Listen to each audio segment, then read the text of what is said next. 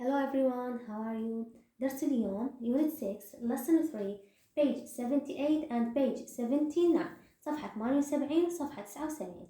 موضوع الدرس cooking at home يعني الطبخ في المنزل. Listen and read استمع وأقرأ. It's Saturday morning إنه صباح السبت. Saturday هو أحد أيام الأسبوع يعني يوم السبت. Morning يعني الصباح. وسام ودانيا are at home في المنزل. It's raining إنها تمطر. هنا أصلها it is و raining ing للفعل لأنه مضارع مستمر. Today شلون عرفنا مضارع مستمر؟ لأنه موجود الكلمة الدالة على هذا الزمن واللي هي today هي إحدى الكلمات الدالة على هذا الزمن اللي هو المضارع المستمر. And the children والأطفال. هنا children جمع شاذ هي أصلها child بدون ren بالمفرد بس بالجمع نضيف لها ren تصير الأطفال ومفردها child طفل. Want something to do يريدون أن يفعلوا شيئا. ليش؟ لأنه نهار يوم السبت ماكو دوام و it's raining today واليوم ممطر فحيكونون موجودين بالبيت.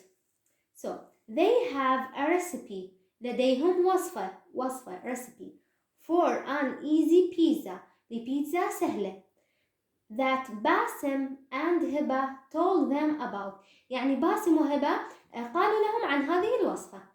Now answer the questions about the pictures أجب الأسئلة عن الصورة. Use short answers نستخدم الإجابات القصيرة. Number 1 How many people can you see؟ قلنا how many نستخدمها للسؤال عن عدد أو كمية. How many people can you see؟ كم عدد الناس اللي نشوفهم بالصورة؟ خلينا نحسب سوا. عندنا 1 2 3 4 عندنا 4 أشخاص. باسم هبة عمار وأخوهم الصغير and their mother وأمهم. They are 4 people يعني حتقول I can see أنا أستطيع أن أرى 4 people 4 أشخاص. تقدر تجاوب هذا الجواب أو تقول فقط 4 people فقط 4. هنا عندنا قدمنا الفاعل على الفعل المساعد. قدمنا الآي على الكان هي أصلها يو قلبناها إلى آي. بعدين شنو جبنا وراها؟ كان. بعدين الفعل سي لأن الفعل اللي ورا كان يجي مجرد 4 people 4 أشخاص. Number 2 Where are they؟ أين هم؟ يعني هم وين موجودين هسه؟ يعني نقول الآن they are in the kitchen هم في المطبخ. kitchen مو chicken ذيك chicken تش تلفظوها CH هاي kitchen مطبخ. تقدر تقول فقط in the kitchen أو تقول they are in the kitchen. أيضا قدمنا الفاعل اللي هو they و are الفعل المساعد بعدها وبعدين تكملة الجملة. 3 What vegetables are there؟ شنو أنواع الخضروات الموجودة هنا؟ حنبدأ نعددهن. عندنا أول شيء onions هذا onions اللي هو البصل. ثاني شيء tomatoes الطماطم. olive اللي هو الزيتون. herbs اللي هي الأعشاب هذه herbs. Number 4 What other ingredients can you see؟ شنو المكونات الأخرى اللي نشوفها بالصورة؟ قلنا ingredients يعني مكونات. عندنا cheese this one is cheese and flat bread وهذا الفلات bread اللي هي عجينة البيتزا أو الخبز. Number 5 There are 2 dangerous things هنالك شيئين خطرين في الصورة in the pictures. What are they؟ شنو الأشياء الاثنين الخطيرة؟ عندنا أول شيء they are هما sharp knife يعني سكينة حادة.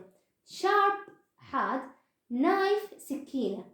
هنا الكلمة اللفظ silent نكتبها ما نلفظها فتصير sharp knife. and hot saucepan هذه الهوت saucepan يعني السوسبان اللي هي احنا نسميها الطاوة أو القدر اللي الحار موجود على الستوف الطباخ اللي هي الخاصة بالصلصة مال البيتزا. وهوت معناها حار يعني الطاوة أو القدر الخاص بالصوص اللي هي الصلصة. Write a sentence about what you can see in the pictures يعني اكتب جملة عن شنو تشوفه بالصورة. In the picture في الصورة I can see أستطيع أن أرى greater. قلنا greater اللي هي المبشرة. أصل الفعل great يعني يبشر ضفنا لها R صارت greater اللي هي المبشرة. and some oil وبعض الزيت اللي هو هذا الأوليف أويل. هذا بما يخص هذه الوجهة، يعني هي مو وزارية بس هي إنه واجب يومي يجيك أو تقرأ أو تجاوب على أسئلته. Now page 79 صفحة 79. Listen to the conversation. استمع إلى المحادثة. عندكم تراك، هذا التراك اللي حتستمعوا له وعلى أساسه تجاوبون. بعدين شو يقولكم؟ complete the conversation. أكمل المحادثة. listen again to check your answers. اسمعها مرة ثانية حتتأكد من إجاباتك. mom make a pizza. هنا هبتي تسأل أمها mom can we، هل نستطيع، احنا ما تحكي بس عن نفسها، تحكي عن نفسها عن أخوتها، لذلك تقول can we جمع. can we make a pizza؟ هل يمكننا أن نعد البيتزا؟ الأم حتجاوب yes you can. it's a good idea. إنها فكرة جيدة.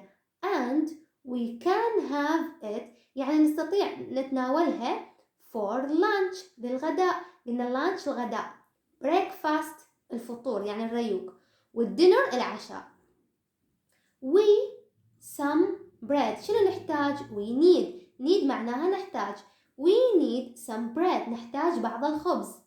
tomatoes الطماطم. onions البصل and cheese والجبنة حتى تكمل المكونات.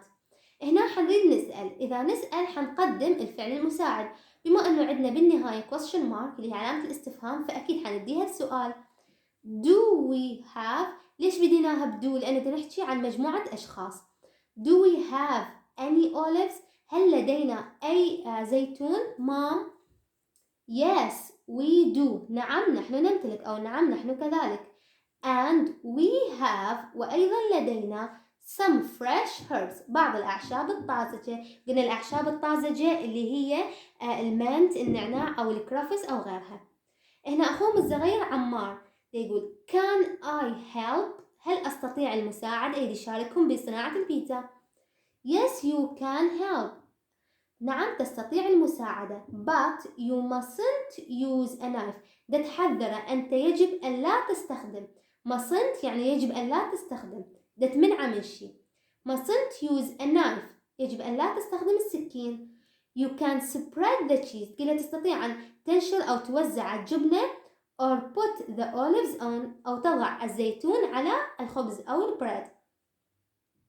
I'm going to، هبة تقول I'm going to slice أقطع إلى شرائح the onions and tomatoes البصل والطماطم. دائما تجي كلمة slice إذا تلاحظون ويا onions والtomatoes. I'm going to grate the cheese. قلنا cheese تجي مع وياها الفعل grate يعني يبشر. grate the cheese. Can I have a big piece of pizza؟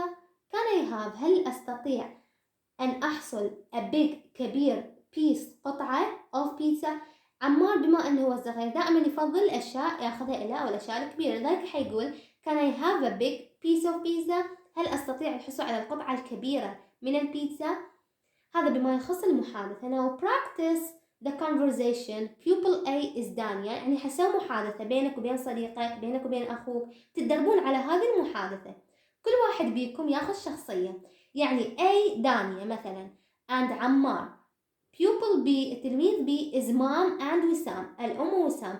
تاخذون الأدوار وتسوون المحادثة حتى تبقى الكلمات ببالكم وتحفظون المحادثة زين. هذا ما يخص درس اليوم. إذا عجبكم الفيديو لايك، كومنت، سبسكرايب، فعلوا الجرس حتى توصل الدروس.